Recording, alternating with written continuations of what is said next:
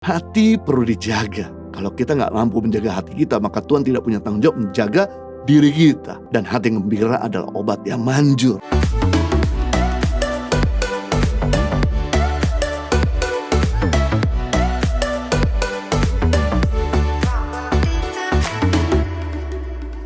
Yang kedua, fungsi kasih yang tepat terhadap diri sendiri untuk melindungi diri dari sikap dan kebiasaan yang merusak. 1 Korintus pasal 3:16. Tidak tahukah kamu bahwa kamu adalah bait Allah? Tidak tahukah kamu bahwa kamu adalah bait Allah dan bahwa Roh Allah diam di dalam dirimu? Wow, tubuh kita adalah God's resident, tempat kediaman Tuhan atau rumah Tuhan. Tuhan tidak memilih tinggal di atas gunung atau di dalam istana atau di negara Israel, tetapi Tuhan lebih memilih untuk tinggal di dalam dirimu. Jadi tolong dirawat dan jangan dirusak agar Tuhan itu kerasan tinggal di dalam dirimu. Jika Tuhan kerasan tinggal di dalam diri kita, maka Tuhan akan punya tanggung jawab untuk melindungi kita dari tangan orang-orang yang jahat. Anda gak perlu takut dengan orang-orang jahat. Dia akan meluputkan kita karena dia punya kepentingan buat kita di dunia ini. Jika Tuhan kerasan tinggal di dalam diri kita, maka Tuhan punya tanggung jawab untuk memelihara segala kebutuhan kita. Jadi kita gak perlu takut dengan namanya kekurangan. Kalau Tuhan izinkan kita terus berkekurangan, akan menyusahkan hidup kita dan akan memperlambat pergerakan kerajaannya lewat hidup kita. Jadi tugas kita adalah merawat tempat kediaman Tuhan, memelihara, menjaganya. Sebab firman Tuhan berkata kalau kita gak menjaga tempat kediaman Tuhan, 1 Korintus 3:17, jika ada orang yang membinasakan bait Allah, maka Allah akan membinasakan dia. Sebab bait Allah adalah kudus dan bait Allah itu ialah kamu.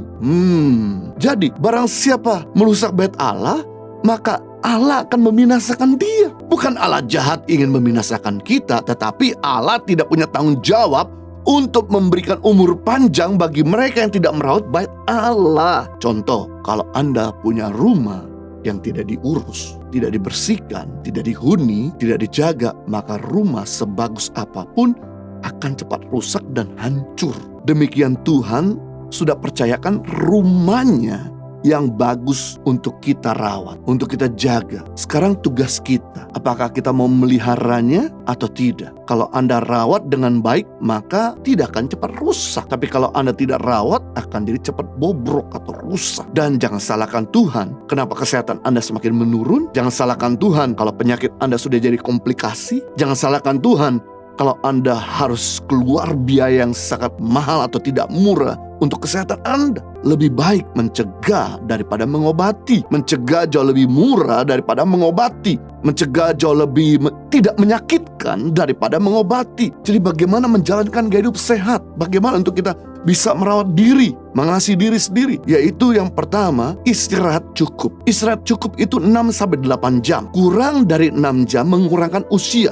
Seorang yang tidur kurang dari 6 jam, jantung koroner, paru-paru basah, ginjal jebol, liver rusak, rentan terhadap penyakit. Tapi orang yang tidur selalu di atas 8 jam membuat dia koflok atau bodoh, malas. Makanya mahasiswa yang suka tidur bukan makin pintar, makin sebaliknya. Nah, zaman pandemik ini ada baiknya Anda tidur 7 jam. Karena sebetulnya mau diimunisasi sebanyak apapun atau Anda menjalankan protokol kesehatan, tapi kalau Anda nggak punya imun tubuh yang baik, istirahat 7 jam, maka akan rentan terhadap penyakit. Sebagai contoh, saya sama istri saya punya kesehatan lebih kuat dibandingkan istri saya. Notabene dia gampang pegel-pegel atau masuk angin, tapi dia tidurnya cukup. Saya tidur 6 jam kadang-kadang kurang. Akibatnya, saya lebih rentan kena COVID. Saya 2 kali kena COVID dan istri saya tidak. Nah, istri saya pernah kena COVID gara-gara saya menularkan, dia ngurus saya. Waktu itu masih zaman awal-awal penyakit COVID, kita nggak tahu itu COVID atau tidak. Istri saya ngurusin saya dan akhirnya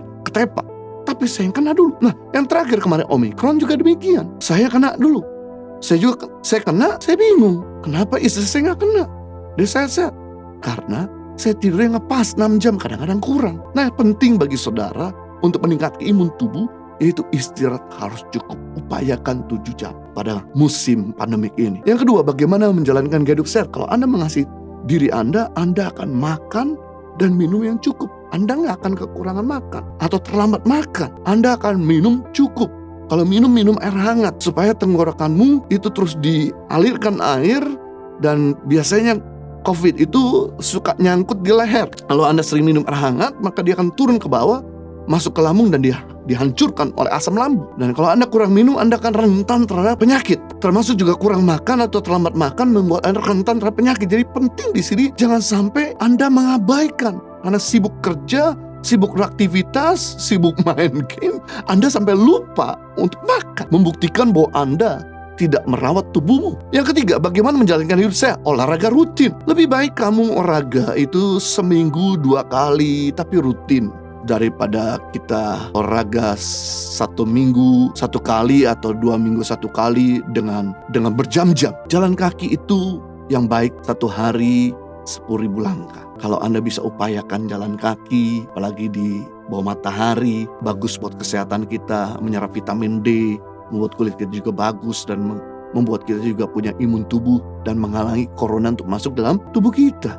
Jadi upayakan exercise buat kita segar. Saya ketika ngantuk, saya coba exercise buat saya jadi fresh. Upayakanlah ada waktu untuk berexercise supaya juga menekan kita punya tekanan darah tinggi, gula tinggi, bahkan penyakit-penyakit yang lainnya. Yang keempat, bagaimana menjalankan gaya hidup sehat, yaitu hati gembira. Hati perlu dijaga. Kalau kita nggak mampu menjaga hati kita, maka Tuhan tidak punya tanggung jawab menjaga diri kita. Dan hati gembira adalah obat yang manjur. Jadi perhatikan apakah ada kekecewaan, sakit hati, stres, dendam, segera selesaikan, segera serahkan sama Tuhan, dan biarlah hati kita senantiasa terjaga.